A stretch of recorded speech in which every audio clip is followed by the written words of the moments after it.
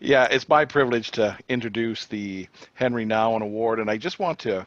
I found the best information right from the L'Arche site itself, and just a short description to introduce this award. And it talks about in the summer of 1985, Henri Nouwen left his role as a professor at Harvard Divinity School, and he joined the L'Arche community in Trolly in France, and he spent 9 months sharing his life with people and learning and experiencing people with disabilities. And then he came to Canada in 1986 and served in the L'Arche community there at Daybreak until 1996. He wrote extensively about sharing his experiences in the life of people with learning disabilities. And in The Road to Daybreak, Henri's diary, he writes in that time of L'Arche, and he reflects intimately on his life as an academic and his yearning to take him to a place where he would draw closer in his own relationship with God. And he writes the story of Adam, which has had a significant impact on the thinking and the work of people throughout this work. And we this the Nouwen Award has come to represent for us just the spirit and the work and the dedication to people who are advancing this conversation wherever they go, in whatever field that they are a part of. But the common feature is that they are seeking to elevate and give voice to those with disabilities. And we have been offering that award since 2001. And so it is with great pleasure that I turn this part over to Barb to introduce this year's recipient. Well, yeah, thank you. It is indeed my honor. I'm going to share my screen a minute too and get this going. It is my honor and joy to introduce you to Reverend Terry A. DeYoung. From conferences to committees, from common projects to shared discussions, I have known Terry for many years. And while I could name several amazing qualities about Terry, I wanted to focus today on Terry's gifting with words. Both spoken and written, his life has enriched others through that word gifting. Terry actually started his career as a sports journalist in Chicago. And so if you ever notice him in like some Chicago Cubs attire, you might want to ask him about his particular affection for that team. But he soon answered the call to become a minister of the word within the Reformed Church in America, the RCA. He attended Western Seminary and was called to be the pastor at Central Park Reformed Church in Holland, Michigan. And while Terry is still one who preaches and teaches from a pulpit occasionally, he moved from that church to being the managing editor of the Church Herald, a publication of the RCA.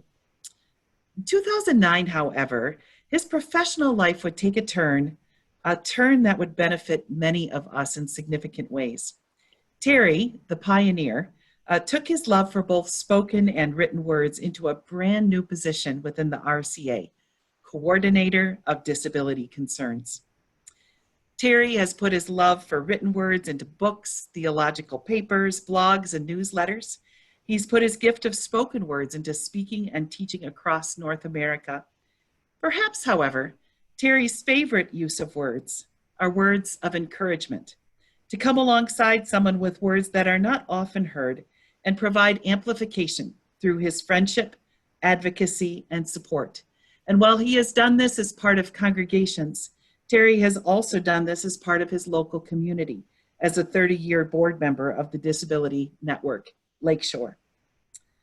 Terry's delight in supporting others who can take the spotlight make him a terrific collaborator.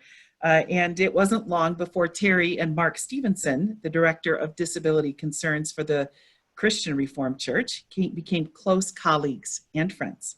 Realizing that working together would benefit all involved, Terry and Mark formed a team that has impacted not only their respective denominations, but many other congregations and individuals as well. Mark says about Terry, and I quote, It has been a delight and privilege to work with Terry these past 10 and a half years. Not only has the CRC's Disability Concerns Ministry been enhanced and broadened through the collaboration between RCA and CRC, but also I've gained a friend whose insight, ideas, and wit have kept me on my toes, laughing and learning and enjoying my work with disability concerns far more than I could have without him. But I would like to close this introduction with Terry's own words, and he wrote them in 2010 for an article in Breaking Barriers. And I quote, "I am not as interested in surrendering who I am as I am interested in fully becoming who I am made to be in Christ.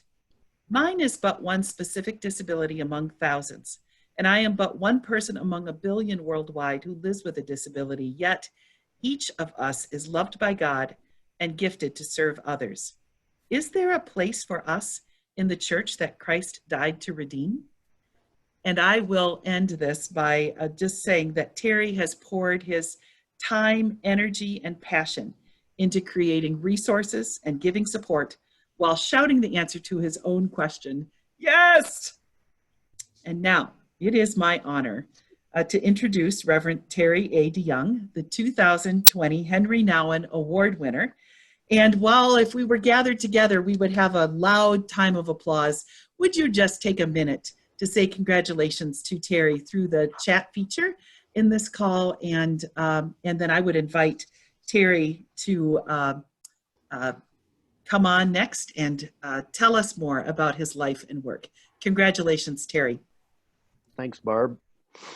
Yeah, as they say, it feels like I'm attending my own funeral here. Really is a tremendous honor. I feel like I'm joining elite company of previous award recipients, and I'm delighted to be on this checkered screen that you're seeing of really important people in the area of disability. And I'm particularly pleased to be joining and sharing this virtual stage with Liz Weintraub, who I've seen many, many times on Tuesdays with Liz. And so I'm looking forward to a one-time virtual edition of Thursday with Liz. So thanks. I'm gonna make some remarks, show some pictures, and generally do things the way I wanna do them. And David Morstad and Neil Cudney and others didn't say I couldn't. Didn't really ask them either if I could. And in making these remarks this morning, I'm thinking of something Henri Nouwen, not Henri Nouwen, Frederick Buechner wrote about history. Buechner says that for each of us, history is a series of crucial, precious, and unrepeatable moments that are seeking to lead us somewhere. So I invite you to listen to a few of the crucial, precious, unrepeatable moments that have led me to who I am today and where I am today. For 20 years, 1993 to 2013, I was part of a small Reformed Church in America congregation north of Holland, Michigan, where I live and where I'm doing this call from this morning. And of the 40 to 50 people who remained in that congregation in the 5 years prior to its closing, it was remarkable to me how many of us live with disabilities. And I want to talk about one. His name is Rudy. I'm going to share my screen and show a picture of Rudy, who loves animals, among other things. And hope you can see that. Rudy now is in his late 40s. He lives with Down syndrome. And he attended Haven Shores Community Church with his mother for those 20 years. Rudy engages in worship typically by rocking back and forth. He's voicing sounds during congregational singing, remains quiet mostly during the sermon, and also happy to pass the offering plate. But Rudy's two favorite activities on Sunday morning were those that engaged his sense of taste. One was coming forward to receive the Lord's Supper, and the other was enjoying refreshments after worship. And we typically received communion by intinction. Rudy delighted in coming forward, carrying a large chunk from the loaf of challah bread, dipping it, drenching it really with juice, and returning to his seat, continuing to savor the sensation long after he'd been there. And he'd be rocking back and forth for several minutes afterward in gratitude. Rudy felt at home in our church, and it felt like our church was more fully the body of Christ when Rudy was part of it. Once an older woman from the neighborhood was visiting for the first time on a communion Sunday, and she was standing in line to receive communion between Rudy and his mom. And she was confused and worried about this mode of distribution that we practiced. And I was immediately behind them and overheard Rudy's mother responding back and forth in whispered tones to this woman's questions. And after several exchanges, Rudy's mom finally said in a whisper, "Just follow Rudy and do what he does." So Rudy, a young man with Down syndrome, was her guide and teacher on that Sunday morning. And in many ways, he was one of mine. Rudy, his mom, and I were all part of that church for the 20 years it existed. And I think I was one of the few people that Rudy often would greet on Sunday mornings with an occasional hug. And along with many of you who are connected to the Religion and Spirituality Interest Network, people with disabilities truly have been my teachers in this work that we share. Let me say a few things about me. Since birth, I've lived with a rare degenerative arthritic bone condition called spondyloepiphyseal dysplasia. My mom was her family's only known carrier of this X-linked anomaly. She had 6 children, all of us boys, and 2 of us have spondyloepiphyseal dysplasia. It's part of the dwarfism family. Affects all of our joints, the growth of our bones. The other is my brother Kent. Let me share another picture here with you. So that's our family. I think this was about 1964, probably on the 4th of July.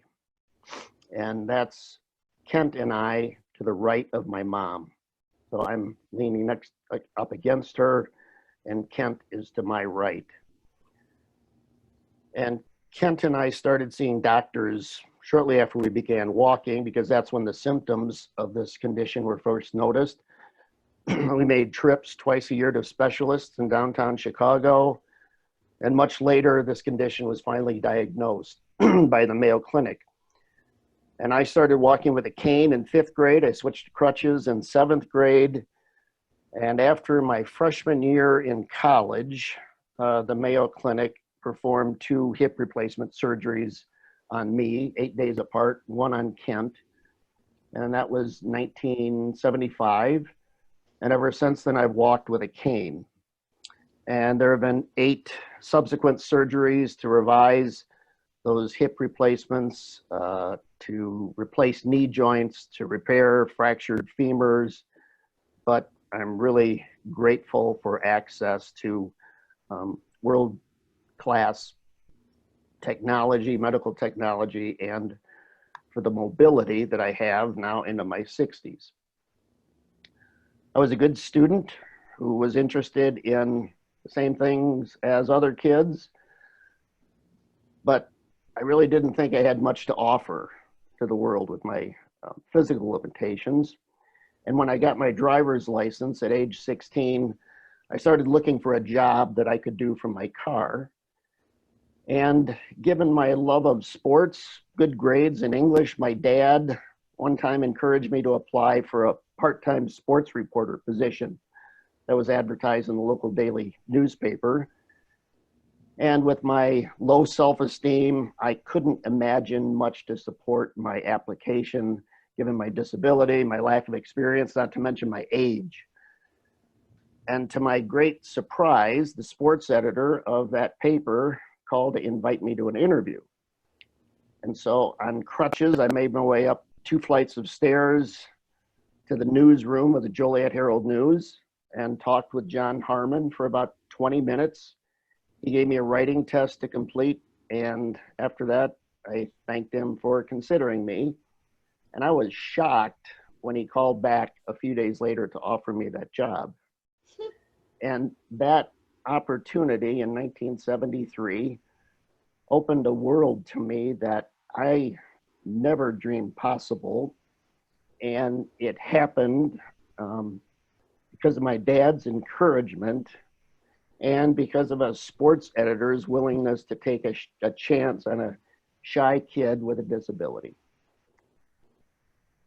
I've always been active in the church, felt loved by God, and at age 27, a really unexpected call to ministry brought me from a career in sports writing to Western Theological Seminary in Holland, Michigan. That was 1983. I had a great experience in my 3 years at Western, plus an additional year serving as a pastoral intern at a little Dutch church in a burg 45 miles north of Milwaukee. It was Oostburg, Wisconsin. And after graduating from Western Seminary in 1987, I was eager to pastor a church, much to my surprise. And so with all these credentials in hand, glowing recommendations, years of work inside and outside the church, finding full-time employment inside the church turned out to be far more difficult and demoralizing than I imagined. 10 different churches contact me to and request in-person interviews, all of which were followed by 10 letters saying thanks, but no thanks. And in my resume and my cover letters, I did not volunteer that I had a disability, but it was obvious when they met me in person. And no search committee would say, well, your disability was a barrier, but I was convinced it was that, and being single, which also didn't help. Eventually a church in Holland, Michigan extended a call to me, Central Park Reformed Church that Barb showed a picture of, and serving as a pastor there for 6.5 years was a great experience for me. I think it was a decent experience for the congregation. And that was more than 30 years ago. And even though my trust in God's redemptive purposes have deepened, certainly, any rejection that feels linked to my disability still stings. In fact, the only time I've felt like my disability is actually an asset in finding an employment was when I applied for this current position 11 years ago as the coordinator for disability concerns with Reformed Church in America. And so with all this personal experience living with a disability, of facing stereotypes and stigma, of overcoming my own related shame and self-esteem issues, I'm also embarrassed to say that I was really a latecomer to paying attention to the needs, the challenges faced by people with disabilities. And I trace my start down this path to a woman named Marilyn. She was blind. She was the mother of a son with cerebral palsy, and she was a member of one of my teaching churches when I was in seminary that turned out to be about a mile from the church I served for 6.5 years after seminary.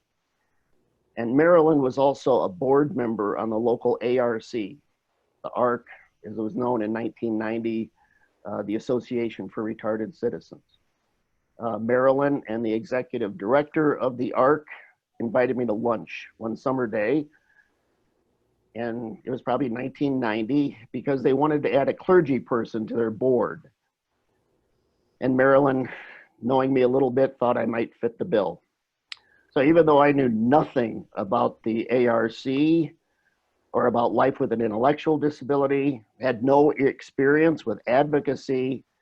It seemed to me like the right thing to do. And so I said yes. And it turned out that within 2 years, maybe it's more like a year later, the ARC spun off a Center for Independent Living as a separate 501c3. And I was one of 3 ARC board members who moved over to constitute this brand new board of what was called the Lakeshore Center for Independent Living, which is a cross-disability nonprofit providing an array of services to support people in living independently. There are about 340 of them across the US. And serving on that Center for Independent Living board all these years has been instrumental in my growing awareness of the needs of people with disabilities and how we tend to be marginalized. And more than anything else, I'd say that prepared me for this work with RCA Disability Concerns that I've been fortunate to do for the last 11 years. I love what I do. I love who I do it with. I am deeply indebted to several grassroots RCA members with disabilities who stirred the pot in 2003 and challenged the RCA's highest assembly, its General Synod, to take bold action within our small but historic denomination. And the RCA took the bait, and a task force was appointed that was made up mostly of people with disabilities. And in the 4 years that they worked, that task force found some matching seed money. And in 2008, they persuaded the RCA to add a staff person who would raise awareness, who would provide resources, who would consult with churches about the needs of people with disabilities. But what really sealed the deal in this venture, as I understand it, was a working agreement signed by the 2 boards of the RCA and the Christian Reformed Church in North America. CRC had an established disability concerns ministry, and it was our sister denomination, Dutch roots, located in many of the same places across North America. And when I was hired into this role in 2009, the first phone call I received was from Mark Stevenson, who was inviting me to lunch to get to know each other. We had never met, but I discovered that Mark had been really instrumental as a bridge and a cheerleader who made these negotiations between the RCA and the CRC work, unlike many others that had been attempted in different ministry areas. And so in 11 years that I've served in this role, Mark has been a trusted guide. He's been a selfless colleague that I can go to whenever I need to. And he's a cherished friend. And our offices in Grand Rapids are 5 miles apart. We're in daily conversation, emailing, planning, and we often drive to meetings together in places like Chicago or Toronto, or when we organize conferences that may be 2 or 3 days long. We attend many of the same conferences that take us away from home. And we tell people that some weeks we spend more time with each other than we spend with our spouses. We frequently share a hotel room. We know who's the early riser, who stumbles in, sneaks in late at night into a dark room, what the other's nighttime and early morning routines are. I'm the one who brings the beer to share, and Mark's the one who brings me coffee first thing in the morning in the hotel room. But besides the important work that we do, we enjoy spending time together, often giving each other a hard time, whether that's in a meeting with a few colleagues or in an event that we are co-leading. So he won't be surprised if I share a couple of pictures now with you from the other night when Mark and Barb Newman and I met with my wife Cindy at my home church now in downtown Holland to get some pictures for this award presentation today. So, you know, we're in this pandemic and Mark hasn't had a haircut in a long time. This is a picture of us getting ready for the real picture. And let me see, let me find this one. So Mark hasn't had a haircut in a while, and I tease him regularly about how long it's getting. And my colleague Erica coined this the Bieber swoop. So Mark is there getting his hair in place for this picture. Then you can see how he looked afterward. Much better. And all teasing aside, we do so much in partnership with our two denominations that it truly feels like Mark is just as deserving, if not more so, of this award. And this partnership with RCA and CRC Disability Concerns has been a model for mutuality, for interdependence, for belonging, and for doing more together than we could do by ourselves. In fact, we co-authored an article about a year ago, a journal article about that. And the motto that our two ministries share is churches where everybody belongs and everybody serves. That motto is widely affirmed, both within the RCA and the CRC, but also beyond. And you should know that Mark came up with that. And we do this work with support from many who are part of the Religion and Spirituality Interest Network. People like David Morstadt, Neil Cudney, Barb Newman, Bill Gavina, just to name four who are on this platform this morning. And I have met so many great teachers and mentors and colleagues and friends in this ecumenical work that we share. And I'm also indebted to the Reformed Church in America for making this ministry a budget priority. Apart from the RCA and the CRC, I'm really not aware of many denominations that have a full-time staff person for this kind of ministry.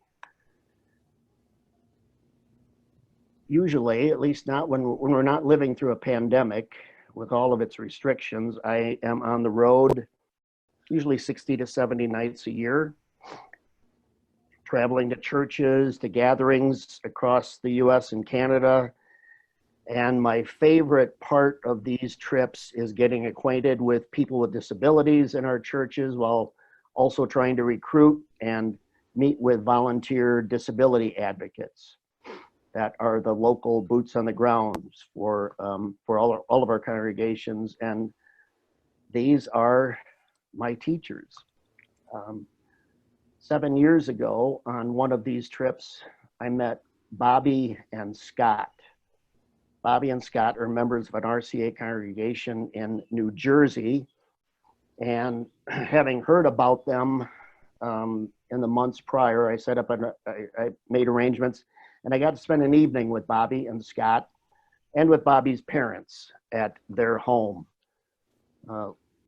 Let me show you a picture of Bobby and Scott. Bobby is now in his 30s. He lives with Down syndrome. And as a boy, Bobby was several years beyond aging out of the church's children and worship ministry because he had not progressed to Sunday school along with his same age peers. And so out of their covenant responsibility that was made to Bobby at his baptism, the church leaders asked Scott if he would be willing to serve as Bobby's personal Sunday school teacher. And Scott said yes, and they spent the first years reading a passage each week from a children's Bible each Sunday morning and getting to know each other. A friendship developed, And over the course of 25 years of Bobby and Scott doing this together, Bobby has become a confessing member of that church. He's served as an usher. He's the one who pulls the giant rope in the church's bell tower each week. And you'll still see Bobby every Sunday morning in the church breezeway waiting for his friend, Scott. And Scott admits today that over the years, what's kept him from exploring what other churches in the area have to offer is his connection to Bobby. And here's what Scott wrote recently for us. Scott said, "For the past quarter century, Bobby and I have shared a Sunday school class together. Some call me his teacher, but I feel as though I am spending time with a friend, reading Bible stories and writing in our prayer journal. It's hard to say who gets more out of Sunday school class, Bobby or me." And I feel the same way about the years I've spent living and serving alongside people with disabilities. The rewards have been all mine. So thank you again for this tremendous honor. It truly means a lot to me. Thank you.